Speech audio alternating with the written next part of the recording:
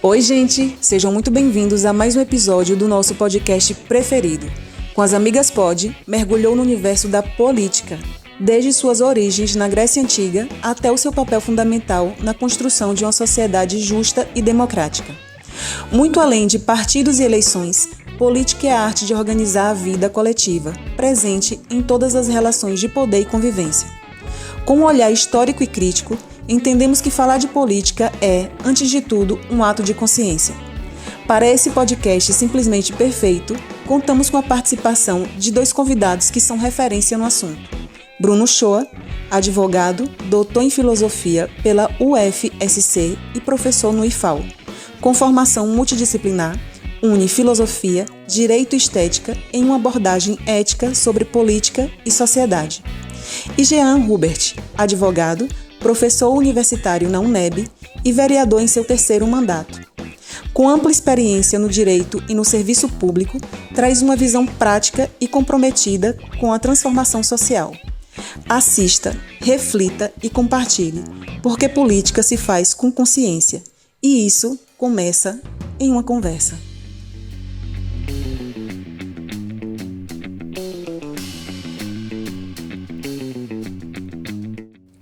Olá, sejam muito bem-vindos a mais um episódio de Com as Amigas Pod. E hoje a gente está aqui em um papel importantíssimo que vai fazer muito bem para a gente, né? Sim. E eu acho que para todo mundo que vai assistir, quem tem interesse em aprender sobre política.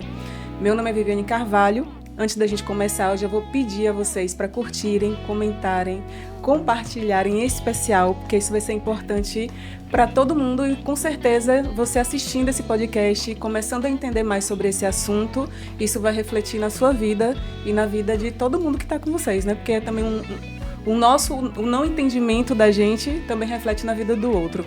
Exatamente. E eu sou Ana Paula e estou aqui muito feliz com esse tema, porque no começo a pessoa fica um pouco tensa, porque pensa que vai para um caminho A, um caminho B, mas a ideia da gente é para que a gente consiga entender de onde veio a política, por que ela apareceu no mundo, e eu acho que é a base para que a gente possa ser formador de opinião, entender o porquê que a política existe no mundo, e nada melhor do que os feras aqui para falar sobre história, sobre política, Jean e Bruno.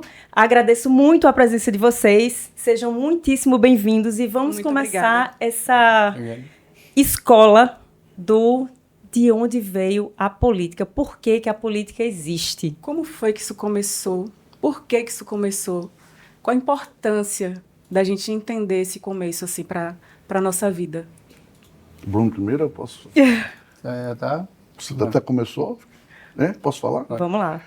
Bem, fazendo um recorte histórico, o tema política ele é instigante e complexo. Como eu disse, ele perpassa por outras áreas do conhecimento. Necessariamente, quando eu falo de política, eu tenho que estar tratando da filosofia, do direito, da história, economia. Por que eu digo isso? No recorte histórico, a gente começa ali em Atenas, no centro do debate, através das provocações de um filósofo que ensinou e provocou através da metodologia maêutica de tirar de você o melhor de si, por isso que ele disse, Sócrates falou, conhece-te a ti mesmo. Ele provocou uma série de sucessões de indagações na vida em sociedade da polis, cidade, a problemática do indivíduo. E traz diversos questionamentos. Ele é o divisor de água da filosofia. Antes dele, a filosofia só tratava da physis, filosofia da physis, que é da natureza, a origem do mundo. Ele traz a indagação para o homem. Quando ele traz a indagação para o homem, ele traz outros temas importantes para discutir dentro da polis, que é ética, justiça, direito, vida em coletividade e o bem comum. Ele é o precursor. Ainda que ele não tenha escrito nada, ele traz essas indagações. E coube a outros filósofos posteriores a ele, dentro do debate das cidades-estados, na democracia livre e direta, que foi Platão e Aristóteles, dá todo o embasamento daquilo que eles aprenderam. Então, lá atrás, que são os clássicos antigos, eles trazem os pilares do que nós temos hoje, do conhecimento da ciência política, que veio a partir da fase iluminista. Então, tudo que você trata sobre a ética, um bom governante é aquele que tem uma ética que visa a decisão, a melhor decisão para o bem comum da coletividade, analisando dentro da justiça, não é, de uma correção para aplicar o direito, para gerenciar o bem comum. Foi tudo isso traduzido através dos filósofos que vieram depois de Sócrates, que escreveram justamente. Platão faz chamado a cidade ideal, que são dois mundos, que o inteligível é esse mundo que nós estamos vendo, ele trata dessa metáfora, que aprisiona, ele traz também a cidade inteligível, ele tem uma metáfora importante, para entendermos que precisamos avançar, que é a cidade inteligível, que é o mito da caverna, que nos aprisiona, Sim. Nós precisamos sair dessa prisão para entender a complexidade da coisa, para evoluirmos.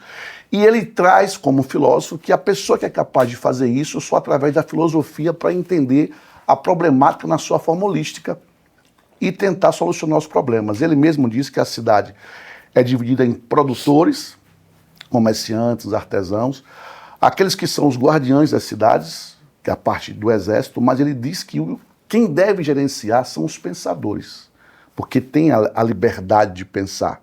Aristóteles também traz essa visão do bem comum, né? De guiar a ética, a justiça, tudo discutindo a questão inicial. E aí, grego e romano, só para deixar Bruno dar sequência, tem um referencial tremendo, que é um chamado Cícero. Ele foi advogado, jurista, ele foi político, senador, defendia a República, e ele era um tremendo defensor do direito natural, de teses que nós entendemos hoje como a res publica, a coisa pública, tudo são conceitos lá atrás do século antes de Cristo, que ele morreu em 43 antes de Cristo. Então, esses pilares fundamentais, eles dão todo um arcabouço para toda uma história, que aí a gente vai daqui a pouco deixar Bruno dar inicial, perpassar por essa fase clássica antiga, depois passar a Idade Média, com a dogma da igreja, depois o Renascimento, importantíssimo, que é o arcabouço para o iluminismo. E aí sim, a gente vai ver uma formatação da ciência política que fala sobre o que é política.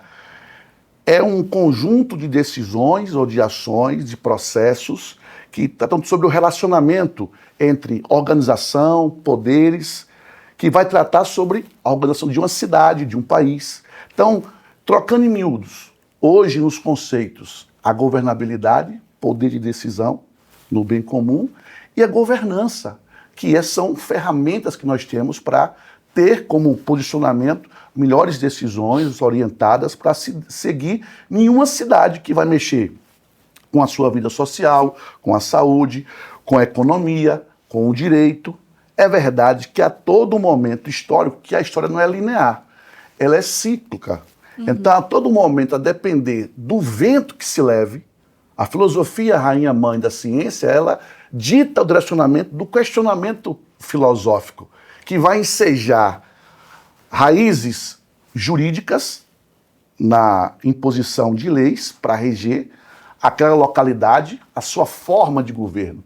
Então, aqui não há. Se é a melhor forma de governo, a monarquia existiu, para o momento foi importante, teve tese jurídica do direito divino, leis naturais, mas depois, na evolução, a corrente filosófica direcionou para a república, democracia participativa. Então, não há que melhor, são dimensões a depender do momento. E isso tudo está inerente a todos nós, porque o filósofo Aristóteles falou que nós, seres humanos, somos animal político quando vivemos na polis, em sociedade. Então, mais ou menos essa é a raiz do que nós entendemos como política na sua raiz. É discutir a vida humana em sociedade. Não. Quando Jean fez esse recorte que a política começa na Grécia, é claro que, logicamente, por estudarmos história, a gente pode até contestar e dizer, mas não houve civilizações antes dos gregos? E a gente sabe que sim, né?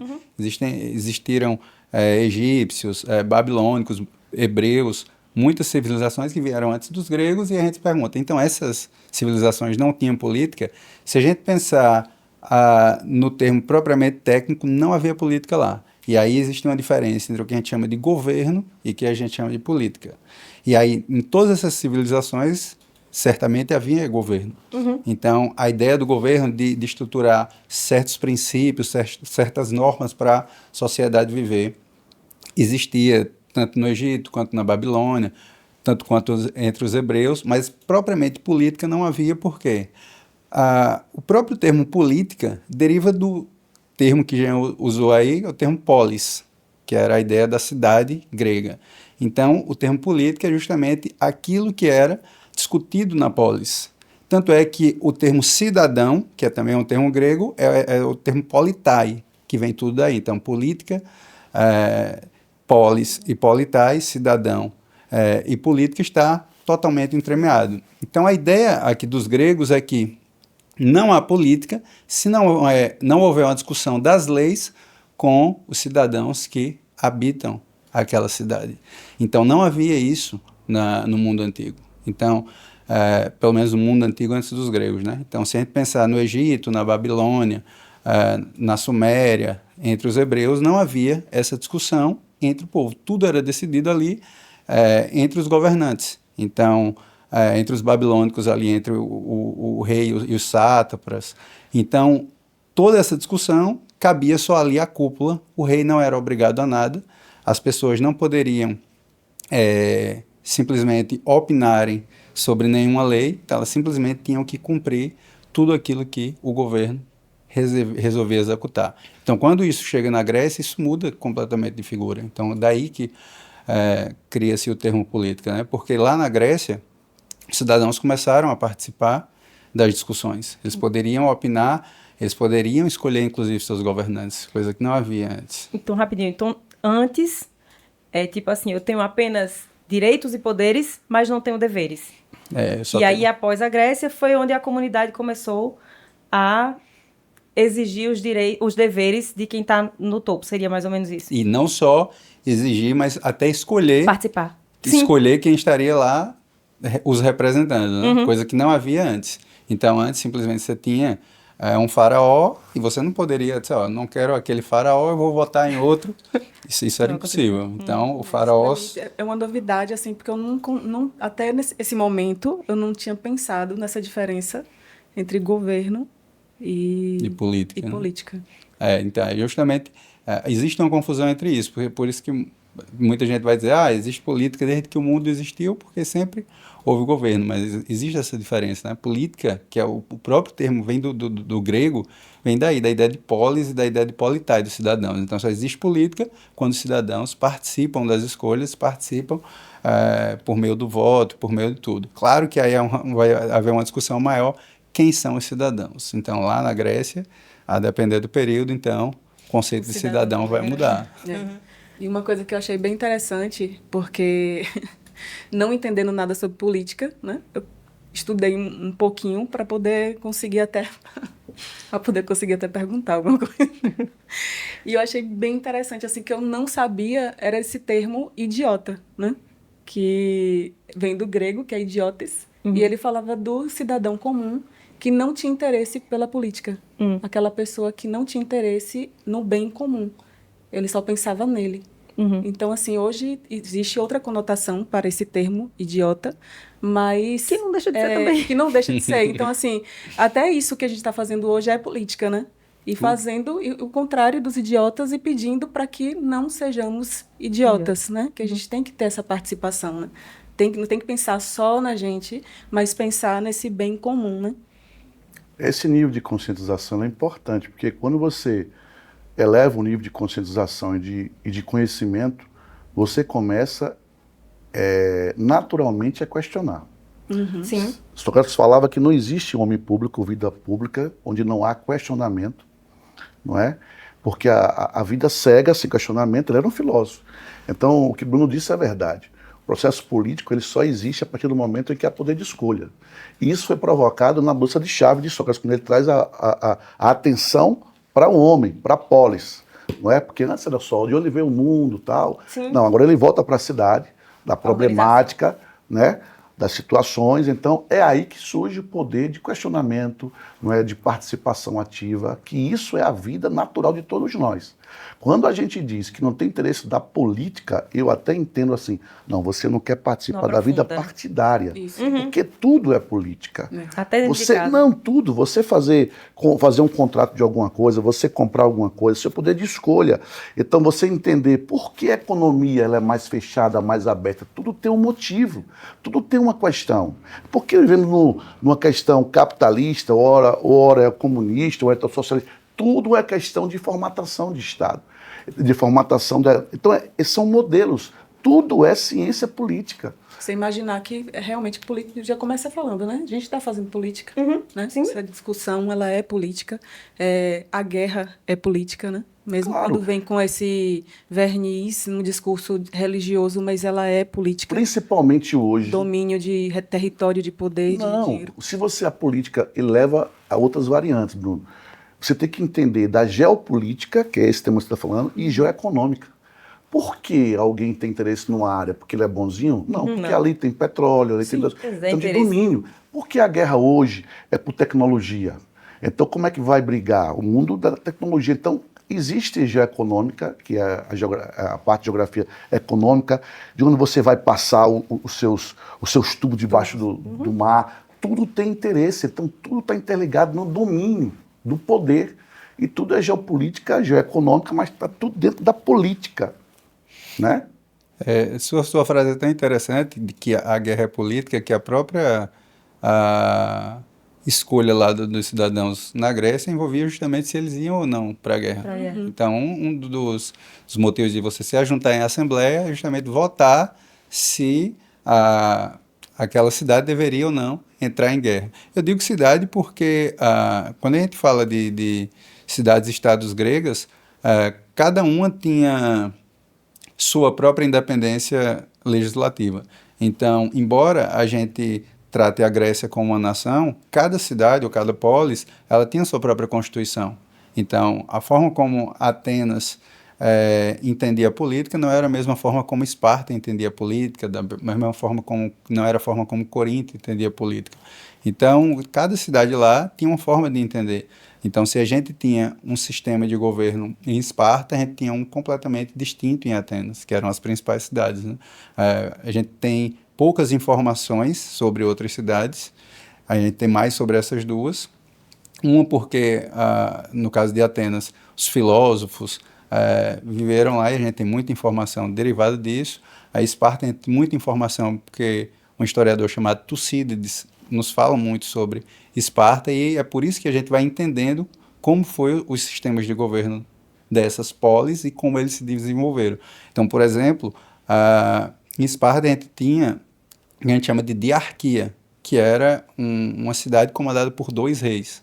Então a gente tem uma tradicional monarquia, né, que vem mono no grego significa um, então arque é um termo que significa princípio ou principal, então a gente tem um principal que governa, e Esparta tem uma diarquia, 2 que governa sobre todos.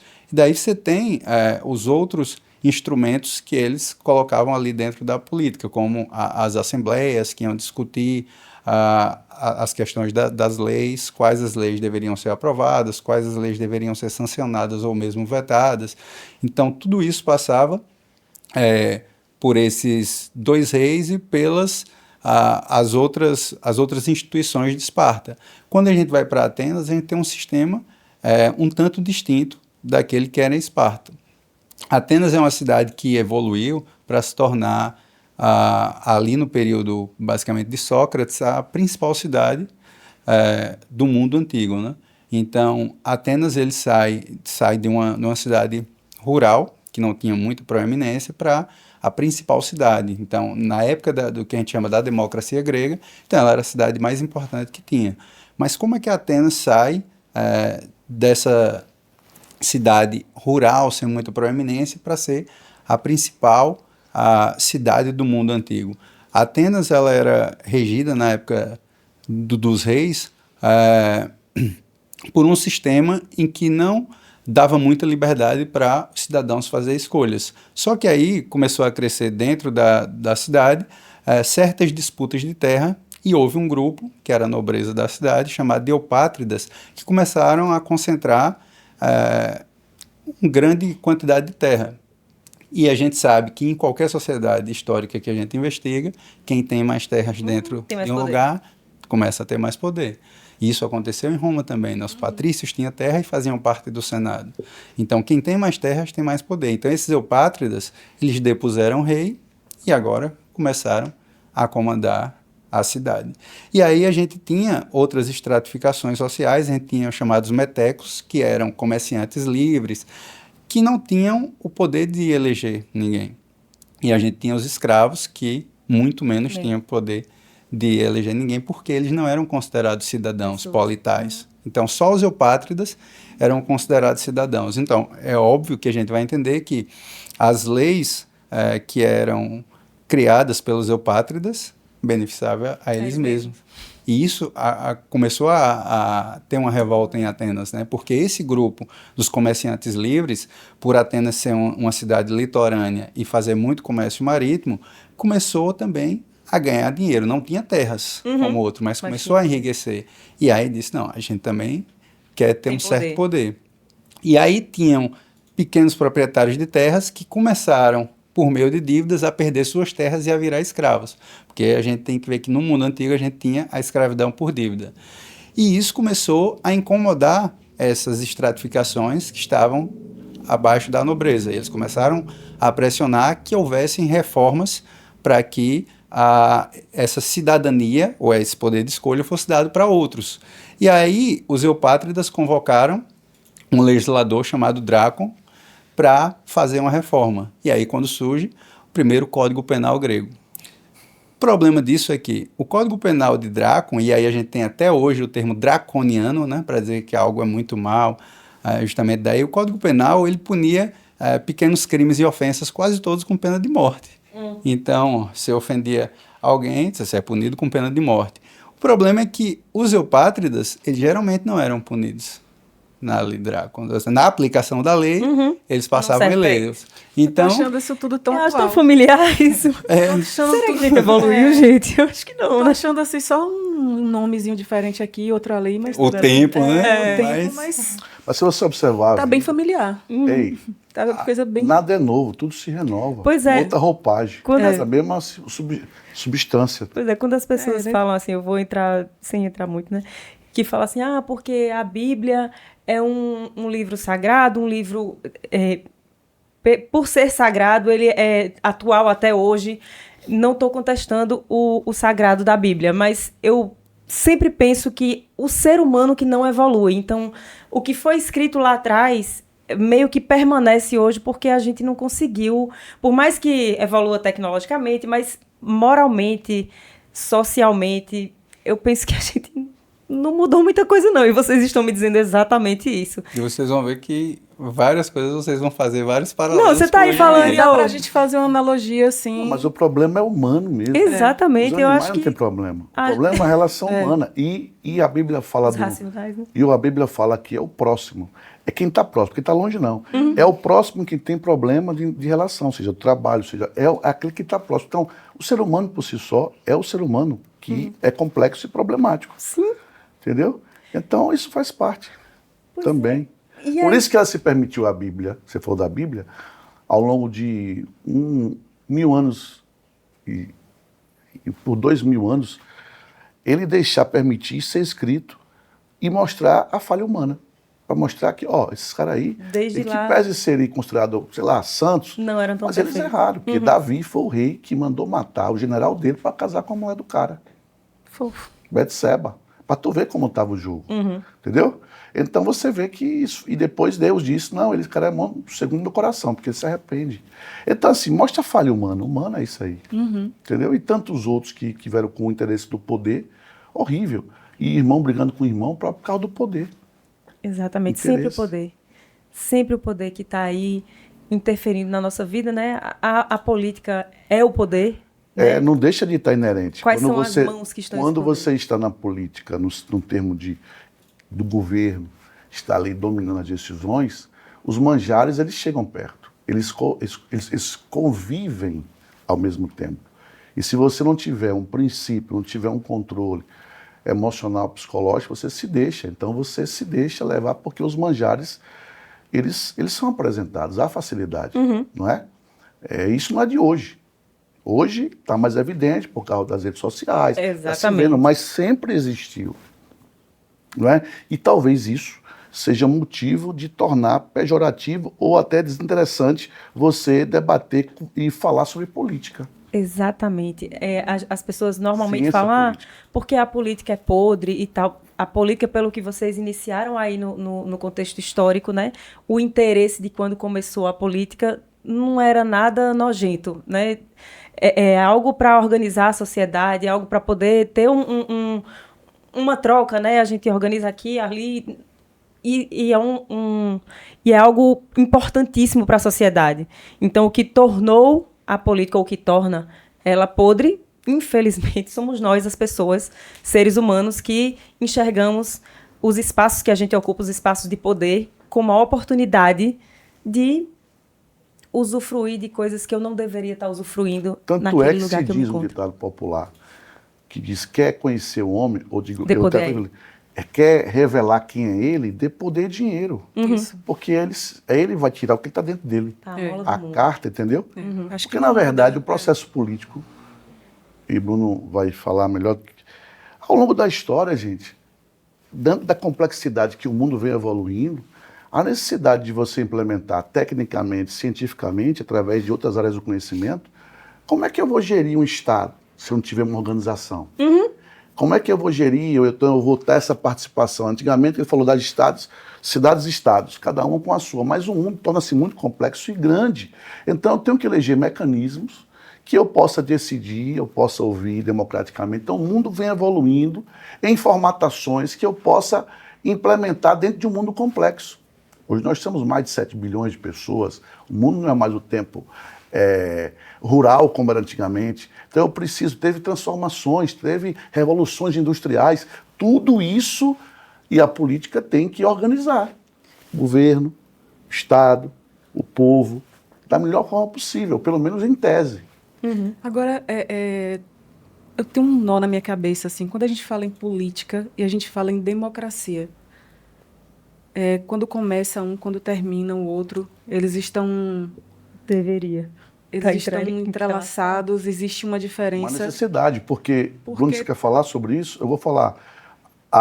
Essa forma de povo, é dessa participação representativa direta. Lá em Atenas era diretamente, no aerópago, abertamente. Hoje, diante da circunstância do século XIX, XX para cá, a participação ela se deu indireta. Então, você elege aqueles que você acha que pode lhe representar a dar o voto em cima de temas importantes que seja para elevar a política pública. Por isso que eu digo que do século depois, pós-guerra, Segunda Guerra Mundial nos Estados Unidos, cria-se cientificamente, de forma metodológica, uma ciência da política pública para quê? Para sistematizar o Estado, tornar ele mais eficiente, certo? E entender que existem agendas, quando eu falo agendas, agendas propositivas na saúde, na educação, para entender essa complexidade. Então, a democracia é necessária diante de um processo republicano, que é onde é a participação do povo.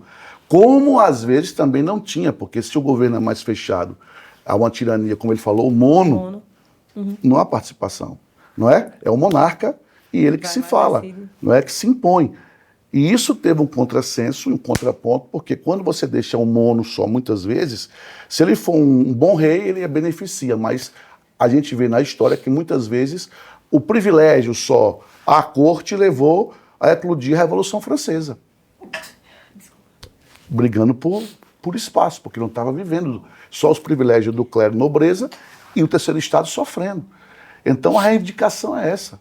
Então a democracia, que pese parecer, mas eu acho que, no meu ponto de vista, numa evolução de uma participação democrática, isso já é dito pelos filósofos mais contemporâneos, pelos juristas contemporâneos, a participação ela tem que ser mais ativa da população. Até por você, como cidadania hoje, fiscalizar, planejamento, orçamento participativo, tudo são ferramentas para que você, como cidadão, tenha um direito. Lei da transparência, para você investigar, participar. Tem ações que você pode adentrar na justiça para você embargar. Tem órgãos fiscalizadores. Tudo isso é forma de participação, de você interagir. Mas essa forma de participação, né? Você pensar de dois lados, assim, com um cidadão que não entende, né, sobre política, para poder exigir, entender onde ele está inserido, entender o que está acontecendo,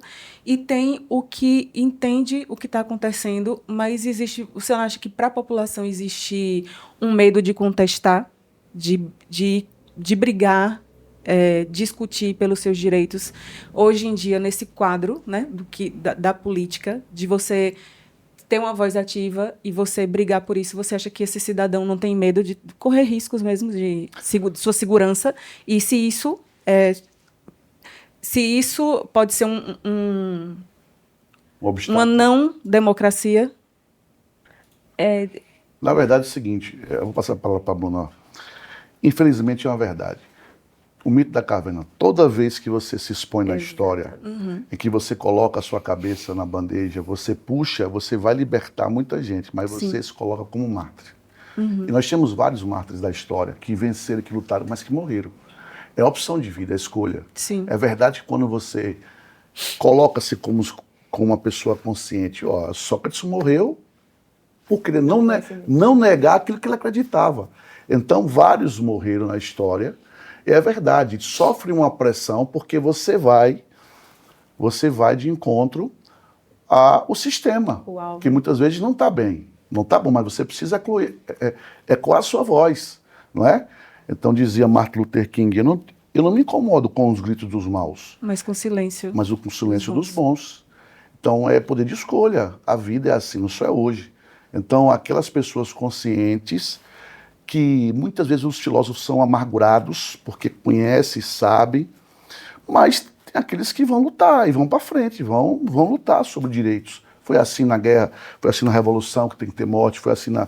Então, sucessivas revoluções que tiveram os mártires. Mas nós só estamos aqui hoje porque teve alguém que teve coragem. Sim, exatamente. E fica também no... Coragem é a primeira de todas as virtudes. Tirando ela, não existe mais nenhuma. Nada acontece. Porque hoje, infelizmente, eu sou professor da Universidade de Direito, o Bruno sabe, nossas instituições, elas estão omissas. Por que aconteceu um processo pós-ditadura? Foram os centros universitários que foram debater dentro das universidades, principalmente no curso de Direito e outros cursos, levando reflexão. É isso que nós queremos? É a forma, assim, em todo momento, assim, nós temos que unir pessoas nesse nível de debate para levar a conscientização. Então, se não é então vamos criar um grupo. Mas o que está acontecendo hoje? Cada um no seu quadrado. No seu quadrado, sim, exatamente. Eu fico no meu, já tenho o meu emprego, já tenho o meu concurso, tenho o meu modo de vida, e achar que o vizinho, então, que tudo se lasque. Então fica mais fácil eu ficar na minha e boa. Mas eu acho que isso é prejudicial. Sim, eu tenho o meu poder, né? Tá confortável para mim. Sou amigo de todo mundo, não quero causar problema com ninguém, faço amizade, bato um papo com todo mundo e eu vivo minha vida, mas tá bem? Se tá bom, beleza, mas eu acho que um debate apurado com o nível de conscientização, entendendo que a respeitabilidade, nem tudo que você pensa como verdade é a minha verdade. Sim. Não existe verdade absoluta. Então eu preciso entender que o nível de conscientização política também permite o diálogo dos contrassensos. Exatamente. Sim. E isso é importante. Não, você tem sua tese, eu tenho a minha tese, vamos tirar a antitese, vamos tirar o que vai reduzir para poder avançar. É assim que se faz. Pois é, talvez... O diálogo é essencial. Os conflitos de interesse só são resolvidos com diálogo. Isso é política pura. Pois entendeu? É, talvez porque esteja no inconsciente coletivo, como você acabou de falar aí, né? Quantas pessoas morreram por causa disso. Então, talvez esteja no inconsciente coletivo histórico de que se eu for ousar, posso pagar com minha vida, né? Então, talvez isso também amedronte as pessoas a lutarem, a se exporem e defender o que elas acreditam de positivo dentro da sociedade. Não sei se isso é também, mas se seria tudo, mas eu acredito que é também. Você já fica ali com o seu medo por causa do que é confortável, do que eu já tenho, do poder que eu tenho até hoje. Você vai ser naturalmente retaliado, isso não é de hoje. Exatamente. Alguma retaliação tem. Mas as pessoas que a gente vai buscando na história como exemplos, você escuta a história e sempre existe a mesma frase, olha, da história delas. Propósito.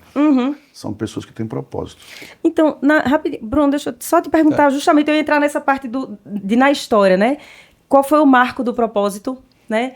E a gente falou sobre democracia e sobre monarquia. Como é que essas coisas aí começaram para os governos poderem entender, ou as sociedades começarem a entender por que aqui foi monarquia, por que ali foi democracia? Faz um apanhadozinho assim, por favor, desses momentos e dessas pessoas que ousaram. Pronto, a separação que a gente tem entre política, a monarquia e democracia tem a ver com a quantidade de cidadãos que vão participar nas escolhas. Então, a gente falou que a política é uma forma dos politais, né, os cidadãos participarem, então, das discussões sobre os destinos da cidade. Então, política é isso. Agora, quem são esses cidadãos? E é isso que vai determinar o que é a forma de governo que vai gerir a política. E aí vai entrar a monarquia, a democracia como formas de governo. Então, isso vai ser determinado pela quantidade de cidadãos que participam desses debates. Então, se eu tenho o governo na mão de uma só pessoa, a gente tem uma monarquia. E aí essas classificações são feitas tanto por Platão como Aristóteles, né? Tinha os regimes, mas eles fazem as classificações. Então, a gente tem uma monarquia quando um governa para todos. Certo. Então, aí Aristóteles diz, só que quando esse monarca se deteriora e ele não segue as leis, a gente tem uma tirania. Então, a gente tem a monarquia e a face ruim da monarquia seria a degeneração, a tirania. Por outro lado, quando a gente tem um governo de poucos, não mais de um, mas de poucos, a gente tem o que a gente chama de aristocracia. Quando esses poucos governam para o bem de todos, a gente tem uma aristocracia. E daí Aristóteles diz, quando essa aristocracia se degenera, ou seja, quando as leis não são seguidas e aqueles que estão no governo governam para si mesmo, a gente tem uma oligarquia. Então, a oligarquia é a face ruim da aristocracia. Por outro lado, quando a gente tem um governo de todos, ou seja, onde todos são cidadãos e podem fazer as escolhas, a gente tem uma democracia. Quando todos governam para o bem de todos, mas é Aristóteles, a gente tem uma democracia, e quando é degenerado, a gente tem o que ele chama de demagogia. Então, a gente tem... A gente vive o quê? Aqui, Sim, viver no aperto menino, não. Teoricamente, a gente tem uma democracia, mas, na prática, a gente pode discutir se de fato isso é uma democracia. Porque até lá na Grécia Antiga, a gente tem um problema quanto a isso, né? A democracia, ela, embora seja bem representada lá na Grécia, ela passou por muito tempo sem ser a forma de governo preferida. A democracia não era visto como uma forma de governo bem-vinda, pelo menos até o século XX, o que parece estranho, né? A gente acha que a boa parte do tempo foi a democracia que regeu as nações, mas não foi. Por que será, né? Poder na mão de muitos, né? Por que será? O próprio Sócrates, aqui citado por Jean, ele não defendia a democracia, e por motivos que vocês até questionaram aí. Sabe qual era o motivo que ele dizia? Ele dizia que nem todos são aptos para fazer escolhas. Então, existem os idiotas que não são aptos para fazer escolhas. Então, por isso que Sócrates, ele dizia que a melhor forma de governo seria uma espécie de aristocracia. Mas que essa aristocracia fosse um governo para todos, né? Obviamente não só para aqueles que detêm o poder. Então, Platão vai mais além, ele vai defender que a melhor forma, pelo menos no começo dos seus escritos, que a melhor forma é uma monarquia, e aí ele vai dizer que o monarca tem que ser filósofo, no sentido não de filosofia diplomada, né? No sentido de que tem que ser o mais sábio. Então, para fazer certas escolhas, você tem que ter muita sabedoria. Só que aí Platão, lá no fim da vida dele, ele chega à conclusão que é difícil uma só pessoa concentrar tanto poder e tanta sabedoria. de modo que ele vai cedendo, e ele disse, no final das contas, eu acho que, isso diz Platão, né? Eu acho que a melhor forma de governo é um misto entre aristocracia e democracia. E aí ele vai dizer que poucos devem governar, mas todos podem ter acesso o papel lá de governante, né? Então, embora eu não governe, aquilo está acessível a mim. Então, Platão disse que uma mistura das duas coisas seria a forma ideal de governo. Até porque dizer que algumas pessoas não teriam a capacidade de pensar o suficiente para opinar, eu entendo que já é lá de trás um incentivo a você não... incentivo à burrice, né? A você não ter conhecimento para você poder não opinar. Então, assim, desde lá, a gente já tem esse comportamento de excluir as pessoas menos favorecidas, porque eu tenho certeza que as pessoas menos favorecidas, elas não são porque elas querem, elas são mais ignorantes porque elas realmente não têm condição de ser melhores. E aí, mesmo lá, com um grande pensador, ter um pensamento disso, de excludente, né? De impossibilitar certas pessoas de opinarem ou decidirem ou qualquer coisa porque elas não têm capacidade intelectual suficiente. Mas eu penso que, mesmo sem estudo, muita gente tem muita sabedoria e é capaz de tomar algumas decisões importantes. Então, isso que você falou aí ficou aqui, né? Como você falou, várias vezes a gente vai fazer essa associação. Aí eu...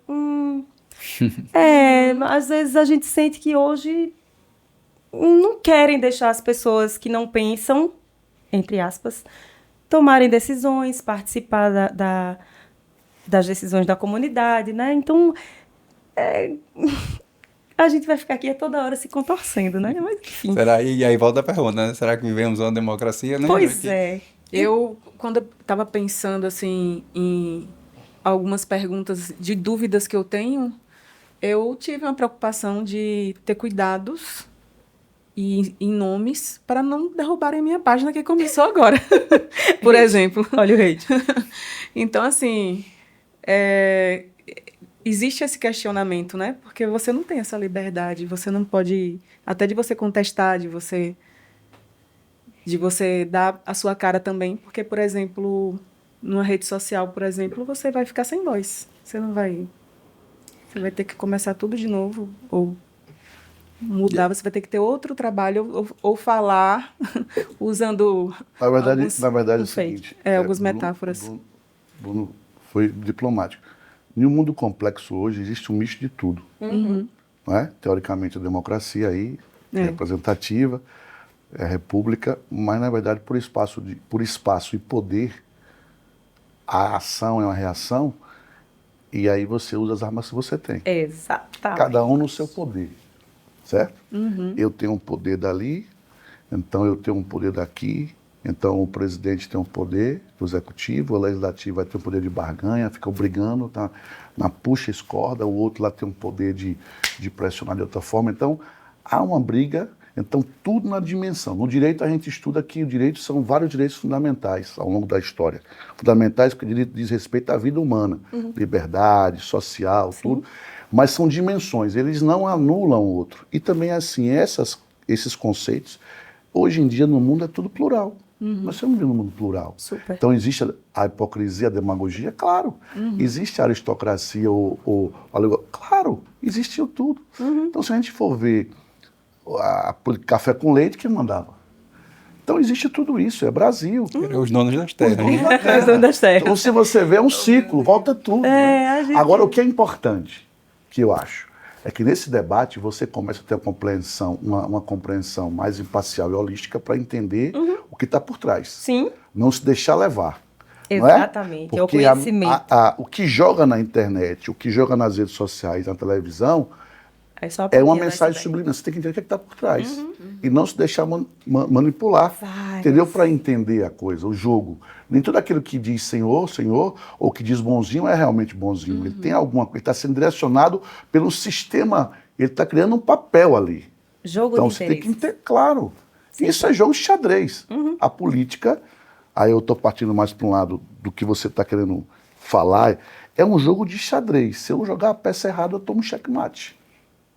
E se eu consigo voltar isso aqui para a Grécia, esse jogo de xadrez, ele era de certa forma ensinado, sabe? Tinha um grupo ali contemporâneo a Sócrates e Coincidência. a gente vai dizer Continue.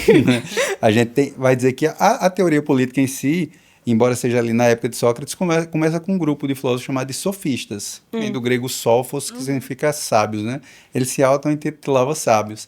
Eles acreditavam que o homem era a medida de todas as coisas, ou seja, que tudo que eu posso conhecer está no homem e que eu não devo recorrer a deuses ou ao cosmos. O homem tem que primeiro se entender para buscar, então, conviver em sociedade.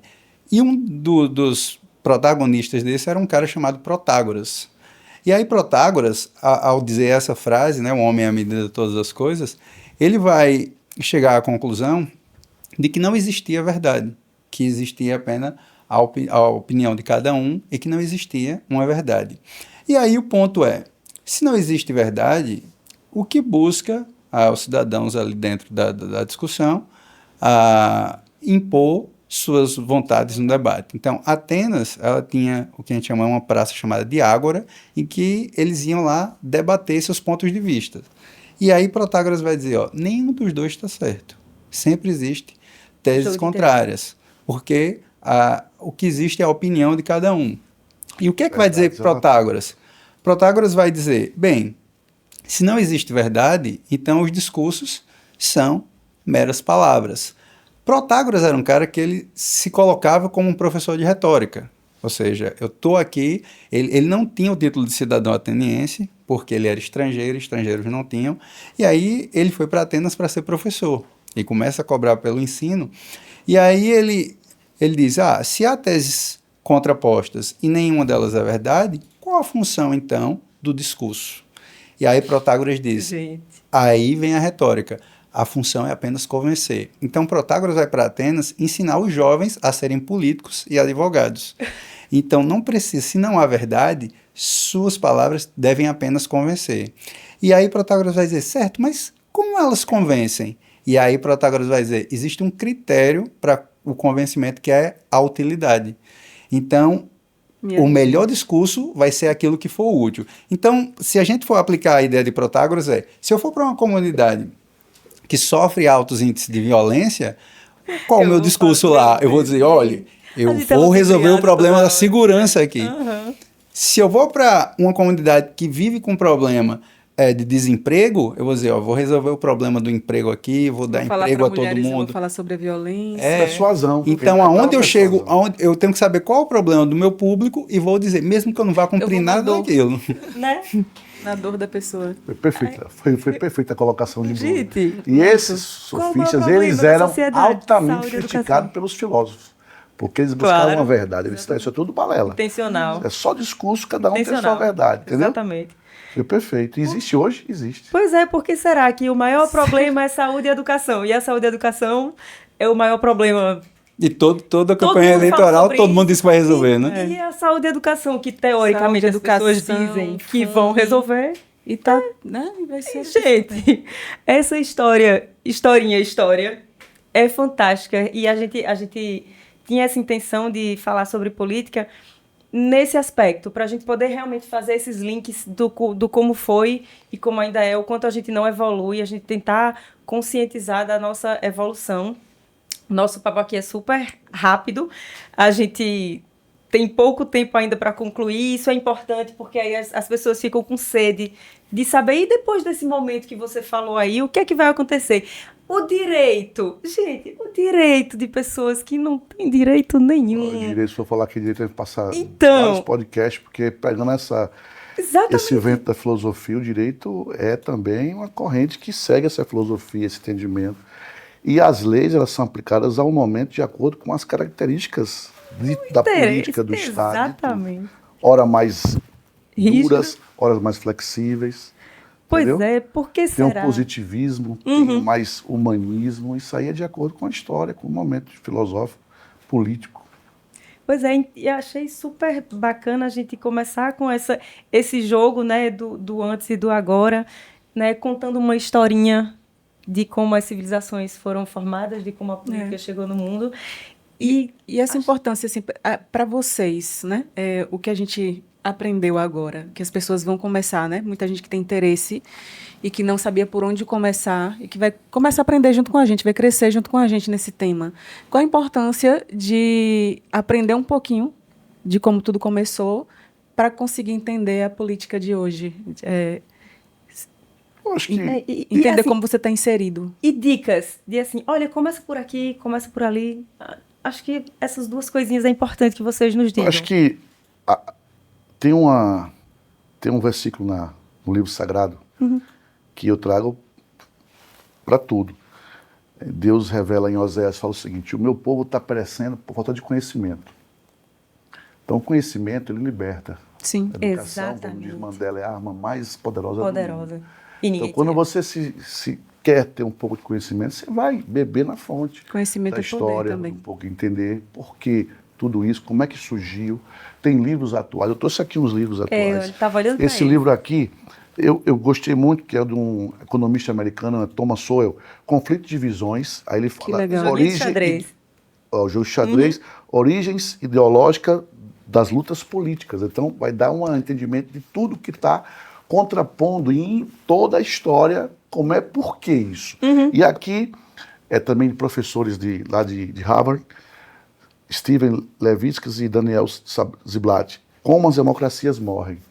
Então, são livros que você procura depois que começa a conhecer um pouco da origem da coisa e entender como é sistemática. Perfeição nunca vai existir. Sim. Somos verdade. humanos. Agora, você entendendo um pouco de como andar, né, como se proteger, e tendo a participação ativa, porque eu só tenho autoridade moral de reivindicar se eu participar. Claro. Ficar no meu quadrado, não. Mas pelo menos emitir sua voz com a conscientização. Não querendo maltratar frase, ninguém, mas destratar diz, né, ninguém, quando você... porque você pensa diferente de mim. Pô, eu acho que esse nível do Isso é século tão XXI pequeno. não Não cabe cabe, mais. não cabe. Cabe mais. E como você falou, essa participação, né? Isso daí para tudo, porque eu estava tentando lembrar quem disse, enfim, que fala, os ausentes não têm voz, né? Se você se ausenta, não tem como você brigar por aquilo também que você não lutou, que você não participou, e depois você ficar só reclamando dos resultados, né?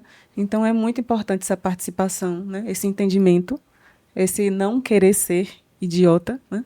E você acha que em 5 episódios as pessoas conseguem ter um bom entendimento, uma consciência política mais... Pelo menos o norte tem.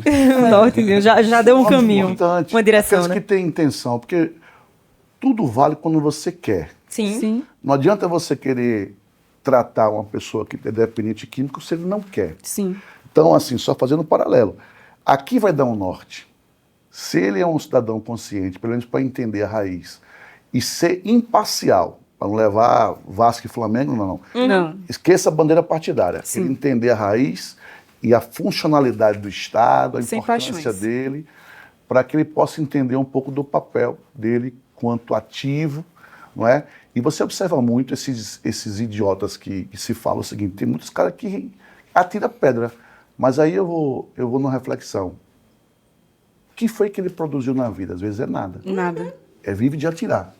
Ele não é um cara Geralmente que é assim, né? estuda, o cara que se aprofunda, você vê a raiz dele, ele não tem nem nada a oferecer, só criticar. Então esses aí você releva e nós vamos tocar à frente, porque a imperfeição vai existir, nós temos que ser resilientes e temos que buscar o conhecimento para tentar, dentro da dificuldade, caminhar e encontrarmos soluções. Não é? Eu acho que é esse o caminho.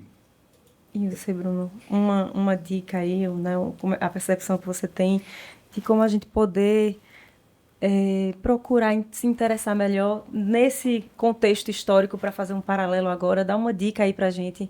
Melhorar, né? Exatamente. Melhorar. Além de assistir nosso podcast. O caminho aí. Se quer entender os primórdios lá da análise política, a gente tem que pegar, de uma forma geral, algum livro introdutório sobre história da filosofia. Que é, independentemente do autor... As pessoas falam em filosofia e fazem, ai meu Deus, eu não vou conseguir entender nada. Tem algum, assim, bem acessível, legal? A gente coloca depois a dica, né? Mas continue, desculpa. É só porque quando fala em filosofia, muita gente já faz talvez tenha sido o interesse deles lá atrás, né? Eu sou filósofo, eu estou acima da camada. Então, entender de filosofia não é tão difícil assim. E desculpa a interrupção, mas continua. Se quer um livro que ali dentro da história da filosofia foca um pouco mais na parte política, ética, essas coisas, tem o livro do Will Durant, que é muito focado nisso. Então ele vai fazer um recorte em certos filósofos e vai justamente trabalhar muito essa parte política. Ele vai trabalhar a parte de filosofia menos teórica e mais prática, né? Então, o Will Durant era um caminho que eu dava, então, para se começar isso. Se, por exemplo, quer entender um pouco mais à frente essas diferenças que vieram surgir entre o que é, por exemplo, conservadorismo, o que é liberalismo, o que é democracia, aí eu indicaria um livro chamado Visões e Ilusões Políticas. Um livro excelente que cada capítulo vai tratar de uma forma dessa. Aí, um livro sobre um capítulo sobre liberalismo, um capítulo sobre democracia, outro sobre socialismo, outro sobre nacionalismo. Então, esse livro Muito bom. É excelente para chegar por aí. Já tenho 4 livros para esse mês para estudar um pouquinho. E agradecer muito, né? A presença de vocês foi importante para a gente e vai ser importante para tantas pessoas que vão assistir, que vão entender um pouquinho e ter mais... despertar, né? Despertar esse interesse de uma forma simples e acho que acessível, né? É acessível. Dá para... A linguagem é importante, né? A questão de como se fala, para quem se fala, porque a gente sabe que o público aqui é super diverso. E eu entendo que a linguagem de vocês, né? Preciso destacar isso, foi uma linguagem acessível a todas as pessoas. Acredito eu que as pessoas que escutaram aqui não ficaram naquela, porque às vezes você se sente um ET, né? Vê uma pessoa falando lá e você faz... Né? Um assunto complexo ou não, você pode deixá-lo complexo ou não, a partir da forma como você fala. Você tem que ser inteligível. Né? Exatamente. Então, assim, achei bacana isso que vocês conseguiram trazer para a gente de uma forma próxima. Tão inteligente e tão acessível. Exatamente. Muito obrigada, foi muito bom. Obrigado a gente. Muita experiência, né, experiência muito boa mesmo, conversar com vocês. Estamos e ter à disposição aí, viu? Olha. Eu cobro, viu? Outra coisa eu posso falar ainda, porque tem são fases da história. A gente ainda está Isso. lá atrás, né? Lá atrás, né? Tem a fase, né, Apesar do Idade paralelo. Média, depois vem o Nascimento. Mas a gente gravou esse Tô à Disposição, a gente vai porque, cobrar. né, a gente parou aqui, né? Tem uns próximos. Isso. E acho que o pontapé inicial foi bem rico. Foi demais. Né? Foi muito bom. Eu gostei demais. Só show. Muito obrigada. Lembrar que vocês... Dilane é uma consultora de beleza. Nossa. Influencer, mandou um presentinho para vocês. Recebidos. Dilane Albuquerque mandou um presentinho para os nossos convidados. Obrigado. Obrigado, Virginia. Obrigado. Só show. Pois é, porque nosso podcast agora está super chique, presenteando, porque Dilane arrasou com esse presente. E muito obrigada. Agradecer também, né, que vocês... Essa participação de todos. Todo mundo vai assistir. Quem não teve a oportunidade de assistir vai receber esse podcast porque vocês vão compartilhar, Exatamente. Curtir, comentar. Isso é muito importante para a sociedade, para o bem comum. Vai ser muito importante essas pessoas como eu tenham vontade de aprender, mas estava ali perdido, sem saber por onde começar, né? Então, essa oportunidade de ter 2 pessoas assim inteligentes, né? Eu acho que nesse podcast aqui depois, só um adendo, vai surgir um grupo, de repente, para a gente estar se encontrando em algum lugar, de forma bem informal. Por que não? Exatamente. Cada um leva uma temática, né, Bruno? Compra o seu vinho, o seu tal, vai bater um papo. Já aceitei. Já aceitamos, exatamente. Entendeu? Sim. Eu pensei São rápido, escolas. já aceitamos. Já aceitamos. É muito Vai difícil. acontecer, depois a gente vai formatar isso aí. Vamos sim. Bom saber. Rola um violão e tal, entendeu? Muito né? bom. Nosso cenário está bem propício, né? Tô gostando. Então, assim, pra gente fechar, uma frasezinha final, assim, para os nossos espectadores, agradecer a presença de quem esteve aqui conosco. Como o Vivi falou, podem compartilhar. Talvez você esteja realmente nessa situação de, poxa, eu não queria começar pelo fim, que é sobre como a situação política está agora. A situação não, a política está agora. Então, vamos começar do começo com esses meninos maravilhosos que estiveram aqui com a gente. Então, peço que vocês, pra gente fechar, pode ser assim? Sim. Uma frasezinha final. Botei vocês na saia justa, não, né? Não, porque vocês são pensadores também. Então, muito obrigada pela presença de vocês. E a frase tá aí. Bom, eu posso dizer que política, independente de suas escolhas, faz parte da vida humana. E fazendo parte da vida humana, nós temos necessariamente a obrigação de entender, não é, para poder fazer as melhores escolhas. Que bom. Qualquer área de conhecimento que você pretenda conhecer, você tem que saber como tudo começou. Então, Importante. a ideia aqui é que se você quer saber sobre política, você tem que ir lá nos primórdios, assim como qualquer outro assunto. Só assim você consegue entender a complexidade que foi formada depois. Ok. Obrigada, meninas. Obrigada. Tchau, Até a tchau. próxima. Beijo. Até semana que vem.